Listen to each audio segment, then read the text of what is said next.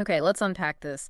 Today we're diving into a source that might just redefine what you think of as a powerful story. It's titled A Simple Love Story for English Learners. But trust me, what's between those lines is, well, it's a profound exploration of human connection, the quiet strength of patience, and how truly real relationships are built, not declared. Indeed. Our mission today is really to go beyond the surface of this, accessible narrative.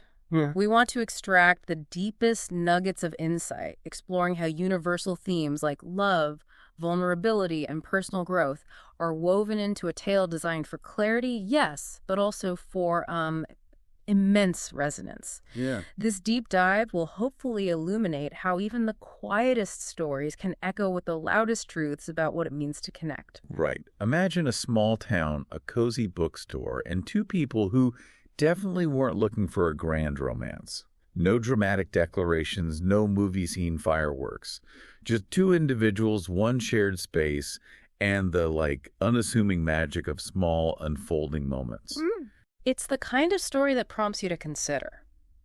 Are we missing the profound in our everyday, quiet interactions? So we open in chapter 1, aptly titled, The Quiet Beginnings, The Power of a Simple Hello. Our protagonist is Mia, nestled in her small bookstore on Maple Street. What strikes me immediately about Mia is her love for the quiet mornings, the books that, as the source beautifully puts it, smelled like paper and time. Yeah, that's a great line. Yet, for all her immersion in stories, she doesn't believe in love stories herself, thinking they only lived inside books. What do you make of that initial paradox? It's a brilliant setup, isn't it?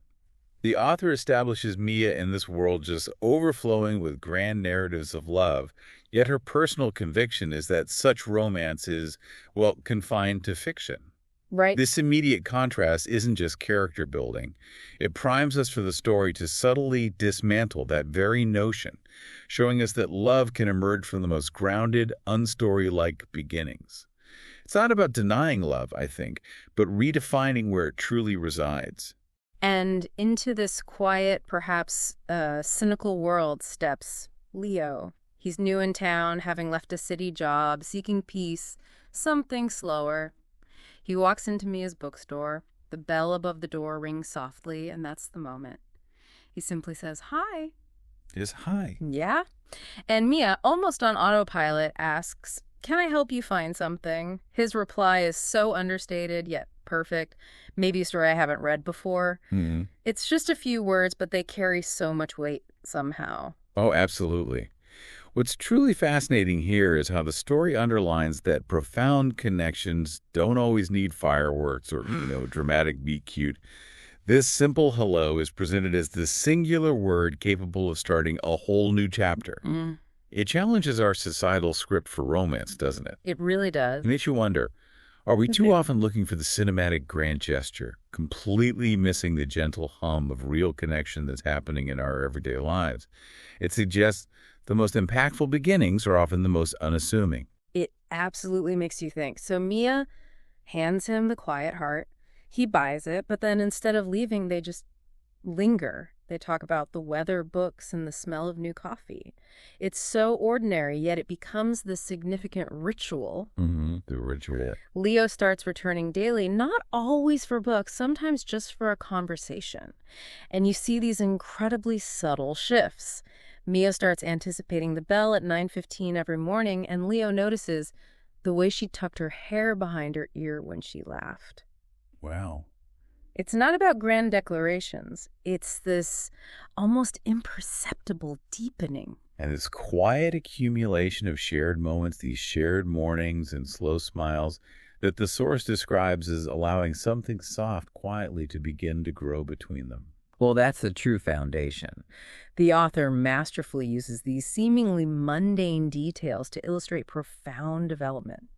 It's a powerful counter-narrative to our often high-octane expectations of how connections should form. Yeah. It teaches us about the patience required, maybe, and the subtle signs we should appreciate in deepening affection, rather than waiting for obvious overt signals. As their connection settles into this rhythm, the story moves into Chapter 2, unveiling truths, rain, and confessions. And here, the weather itself seems to act as a catalyst. It's a Thursday morning, a sudden downpour, and Mia actually feels almost disappointed, thinking Leo won't come. Right, that disappointment is key. But at 9:17, he arrives, wet but undeniably present. Their playful banter, you're late, you're early, immediately signals that shift in their relationship, and Mia pours him coffee without asking. That silent gesture really speaks volumes, doesn't it? It speaks volumes because it signifies a level of intimacy and comfort that has blossomed without a single explicit conversation about it. It's an intuition. But what stands out even more, for me, is Leo's perspective on the rain. It's beautiful when you're inside, when it's not touching you. The narrative specifically tells us his words stayed in her head for hours. It's not just a quirky line, it's a window into a unique way of seeing the world, hinting at a deeper complexity beneath his quiet demeanor, maybe a vulnerability he's not quite ready to share yet. And that complexity then unfolds into this really powerful moment of vulnerability. Leo confesses he left his job because he wasn't happy, felt empty, and moved to the town hoping to find something. Something real. Yeah. Mia, in turn, recognizes that feeling too well of being stuck in a life that looked good from the outside but felt wrong on the inside. This shared understanding, this mutual confession of quiet desperation, it's so potent. It really is. And Mia then offers this incredibly profound insight, I think. Real things come slowly. Some people look for fireworks, big signs. But I think the real things are quiet, like books, or morning coffee, or rain. Wow. So we can connect this to the bigger picture. Yeah. This chapter powerfully highlights the quiet strength found in shared vulnerability. Yeah. It's not just about what they say, but the profound act of listening and recognizing echoes of their own experiences in another person. Exactly. Mia's insight about real things coming slowly isn't just a casual observation. It's a direct challenge to the conventional narrative of instant gratification, not just in relationships, but maybe in life itself. Yeah. It argues that true depth, true connection, comes from a willingness to be honest and patient, even when that honesty is uncomfortable. Yeah, absolutely. And the detail that the bell didn't ring for the next 2 hours, and neither of them noticed, well, that just beautifully encapsulates how lost they were in that profound moment of authentic, unhurried connection. That deep connection then faces its first real test as we move into Chapter 3, Absence and Hope, the book he never returned. Weeks pass and Leo doesn't show up. The bookstore for Mia feels quieter, heavier, like a missing page in a book. She still glances at the door at 9:15, a quiet, almost unconscious ritual of hope. What does this period of absence signify for Mia? Well, this period of absence is absolutely critical, I think, for understanding the true depth of their connection. It's through Leo's physical absence that Mia becomes acutely, almost painfully aware of his presence in her life. The sudden quietness isn't just about the space, it's a metaphor for the quiet space he's come to occupy in her heart. It transforms her quiet waiting from like a mere habit into a conscious act of yearning. And then she finds the quiet heart, the very book he bought on their first meeting, tucked away behind the counter, unreturned, and inside, a folded note. Leah writes, "I didn't know how to say goodbye. I didn't plan to leave like this. The note. Thank you for the mornings, the coffee, the peace. You reminded me that simple things can be beautiful again. I'm going back to the city for now, but I'll return this time, I promise. If I ever finish writing my own story, you'll be the first to read it." Mia's reaction is described as this fascinating blend of surprise, disappointment, warmth, no tears, no anger. It's so understated. Her lack of a dramatic reaction is key, isn't it? It suggests a maturity in her understanding of connection and acceptance of its sometimes messy, unpredictable nature. And the ritual that Mia then begins, placing a second cup next to her own every morning, just in case. That's such a beautiful act of quiet hope. It really is. It's a concrete manifestation of faith in a promise, however uncertain. She isn't just passively waiting, she's actively maintaining a space for connection, a physical placeholder for what might return. It really makes you consider, how do we navigate absence in our own lives? Do we close off, or do we, create a space for what might return, holding on to that quiet optimism? And a glimmer of that return appears in the most unassuming way. A young woman walks in who turns out to be Leo's sister, asking if Leo used to come there. She hands me a small notebook titled Chapter 1. Ah, the notebook again. And inside, in Leo's handwriting, is this incredible, hopeful line. Every story begins with a small moment. Mine began with a cup of coffee and a woman who didn't believe in love stories, but I did, and I still do. It's a quiet, renewed hope, and Mia continues to make 2 cups of coffee every morning. This gift of the notebook signifies that Leo hasn't forgotten her, and crucially, that he's actively working on the promise of his return by writing his own story. Yeah. It's a tangible link, isn't it? A lifeline that feeds Mia's sustained hope. The author uses this external object to manifest Leo's ongoing presence and his commitment to their story. The persistence of Mia's 2-cup ritual, now fueled by this new piece of evidence, really underscores the powerful human capacity for maintaining hope, not through grand gestures, but through quiet, symbolic acts. This quiet resilience then faces another trial in Chapter 4, lost, found, and self-discovery. 3 months pass. Mia continues her 2-cup ritual, reading Leo's notebook, wondering if he misses their mornings. Then, a devastating moment. She loses Leo's notebook in the park. She's absolutely heartbroken, and the source tells us it was the one part of Leo she could still touch. Losing it felt like losing him again. Oh, that's tough. The next morning, she makes just 1 cup. The contrast is stark. Yeah, it is. But this moment, while seemingly about loss, is actually a pivotal turning point for Mia's own journey, I believe. It's not just about Leo's return anymore. It's about Mia finding her own voice amidst profound personal loss. How so? Well, the notebook, this tangible link to Leo and his story, becomes the unexpected catalyst for her own self-discovery when it's returned by a child. And what does the child write on the back? Books find their way home? I hope people do too. Such a simple, powerful line. Exactly. This simple message offers a profound universal truth. By losing and recovering the physical representation of her connection to Leo, Mia unlocks her own narrative. She begins to write not about Leo or love explicitly, but about the little things in her life. And by doing so, the story tells us she didn't feel so lost anymore. Right. This truly highlights the transformative power of self-expression and finding your own story, even when the person who inspired it isn't physically present. It's an aha moment, not about romance, but about self-actualization. It's so true. And this brings us to Chapter 5, Serendipity and Readiness, the letter in the book. Winter arrives, and Mia is noticeably different. She's living, not just waiting, reading, and writing more. Leo's notebook is safe, but she doesn't need to read it daily. She's cultivated her own inner peace. This internal shift feels really important, doesn't it? Absolutely. This internal shift in Mia's state is crucial because it prepares her for what's to come. The narrative subtly shows that she's no longer defined by waiting for Leo, but by actively creating her own life, discovering her own narrative. It implies that genuine readiness for reconnection comes from a place of self-sufficiency and contentment, not, desperation. Yeah. This isn't about Leo rescuing her. It's about 2 individuals becoming ready in their own right. Exactly. And then a perfect moment of serendipity. An older woman enters the shop, finds the quiet heart.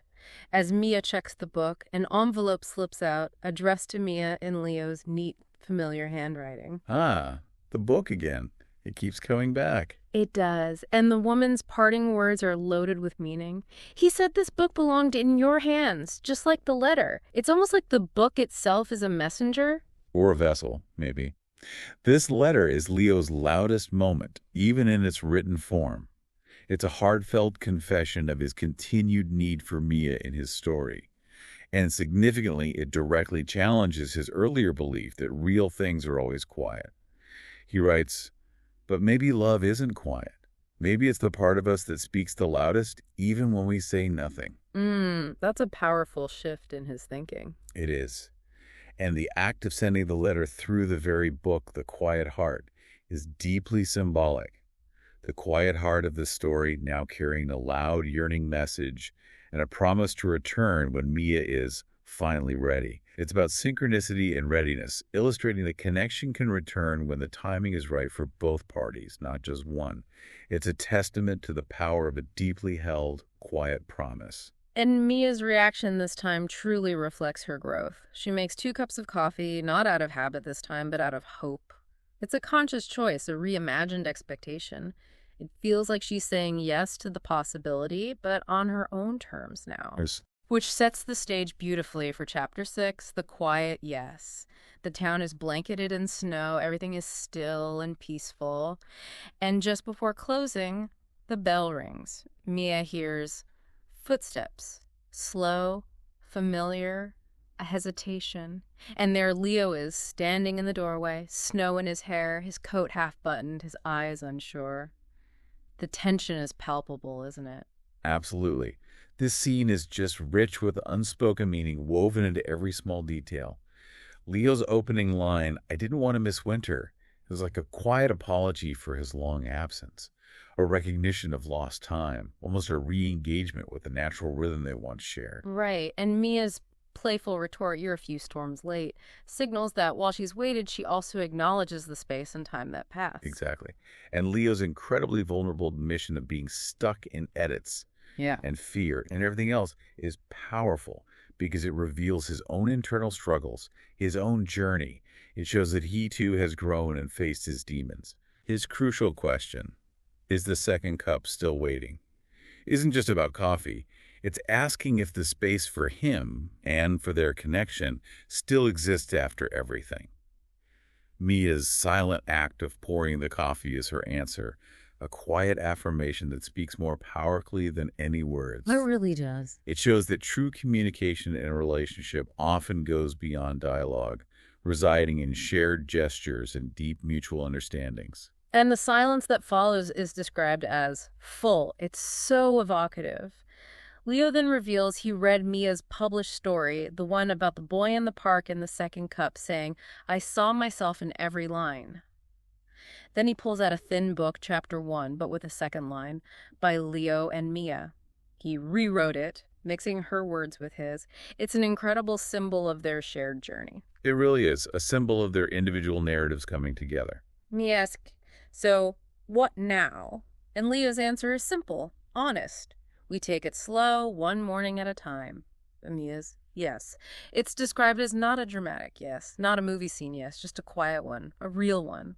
This joint authorship of Chapter 1 isn't just sweet.